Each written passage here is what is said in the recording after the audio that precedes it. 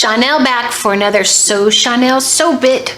Today we're going to talk about reinforcing the seam and trimming seam allowances and corners. A lot of times the directions will say trim seam. It's called also grading seam and also reinforcing. So very simple stuff. Actually it says it, here's directions on, I found it all in one paragraph. It says to reinforce inner corner at center front, stitch again over first stitching. That's pretty simple, right? So I sewed this little semi-looking collar. I did it on 2 different colors. And right here you can just see I sewed over it. So when I went to the pivot, I just back stitched and then went back to the pivot and then back stitched it again. So that's just simply reinforcing the seam. You want to make sure you stay right on the stitch there too. Sometimes you'll actually see a pattern piece where it just says reinforce a seam. It has like a peak in it. You just do like a little stay stitch, go in and do, do, do, do, do, like that. I always go do, do, do, do, do, do. My students always laugh at me for that. I make sound effects. But anyway, so reinforcing the seam is just simply stitching over it, because chances are the reason for that is going to get clipped really close to the stitch and you don't want it to come out. So the next one is trimming the seam. There's a thing in pattern making like grading. It's called grading, which means like doing little increments of more or less to make a size different. And then even with, back in the day when there were shoulder pads, how you could put a big chunk of fleece together, but you would grade it down, each layer grade it down so that it was puffy here and then slimmer onto the shoulder edge. So grading, the whole concept of that.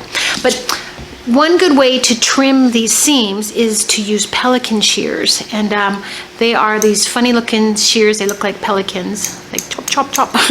And you actually just take it into the seam like here, and you would just trim the seam. So you would just cut out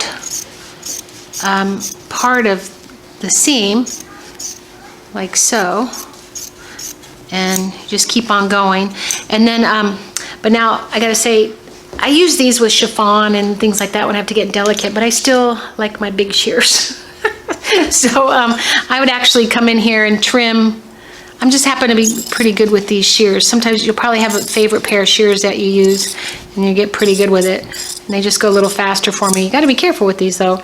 So you're just gonna trim the seam like so. It's hard to do this up. I usually have it on the table. And then right here, you'll be cutting out close to the edge right here. So trimming that. Again, that's that reinforced edge. And you just cut close to the edge so that when you turn this all inside out, it just goes in with less bulk. So if you had a bunch of fabric here, you turn it inside out, there's just all this bulk in the middle of this. So then I would turn this, actually I'd probably go and press this first.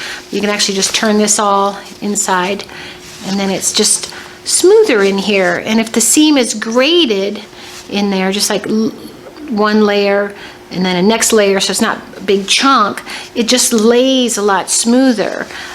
So right here you'd have there's like a probably little thin, actually look at that. There's a thin layer here, so when you turn it inside out, you have this thin layer and then this wider layer here, and then when it turns inside out, it looks like this on the inside. It just helps it lay a little bit smoother. So that's just called trimming the seams. See you in the next one.